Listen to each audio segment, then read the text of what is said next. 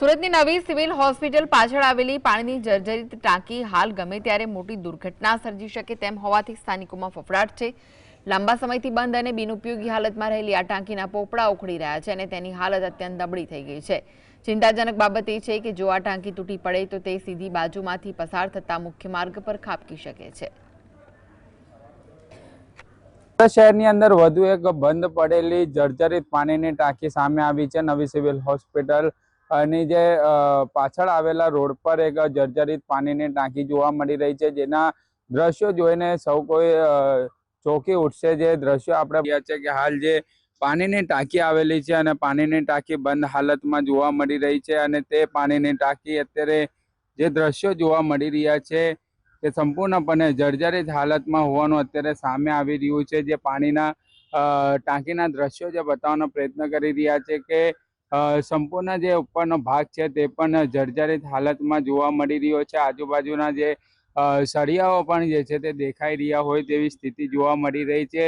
સુરત જિલ્લાના તડકેશ્વર ગામની અંદર જે પાણીની ટાંકી ધરાશાયી મામલો થયો હતો અને તેની અંદર હાલ પણ તપાસ ચાલી રહી છે અને તે જીવતો બોમ્બ સમાન કિસ્સો જે છે તે સુરત શહેરની અંદર પણ જોવા મળી રહ્યો છે।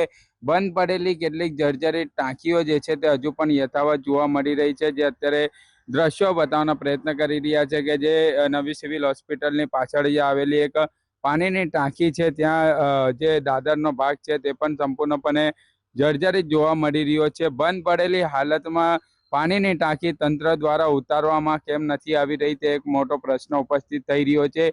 સમગ્ર ઘટનાને જોતા હાલ તો આવી સ્થિતિ વડોદ ગામની અંદર પણ અનેક પાણીની ટાંકીઓ આવેલી છે તે જર્જરિત હાલતમાં જોવા મળી રહી છે, પરંતુ તંત્ર કોઈ મોટી દુર્ઘટનાની રાહ જોઈ રહ્યું છે। ત્યારે આ નવી સિવિલ હોસ્પિટલની પાછળ આ જે પાણીની ટાંકી આવેલી છે તે પણ સંપૂર્ણપણે જર્જરિત હાલતમાં જોવા મળી રહી છે। તંત્ર કોઈ પણ પ્રકારે અત્યારે આ કામગીરીમાં જોવા નથી મળી રહ્યું। પાણીની ટાંકી બંધ પડેલી છે તો ઉતારી લેવામાં કેમ નથી આવી રહ્યું તે પણ એક મોટો પ્રશ્ન ઉપસ્થિત થઈ રહ્યો છે। હાલ જે દ્રશ્યો જોવા મળી રહ્યા છે, પાણીની ટાંકી સંપૂર્ણપણે જર્જરિત હોવા છતાં તંત્ર મોટી કોઈ દુર્ઘટનાની રાહ જોઈ રહ્યું હોય તેવું સ્પષ્ટ દેખાઈ રહ્યું છે। જે પાણીની ટાંકી સુરત શહેરની અંદર હજુ પણ કેટલીક સ્થળો પર આ સ્થિતિ જોવા મળી રહી છે, પરંતુ જે કામગીરી કરવાની હોય છે તંત્ર દ્વારા તે કોઈ પણ પ્રકારે કરવામાં નથી આવી રહી। સાહિદ જગતાપ,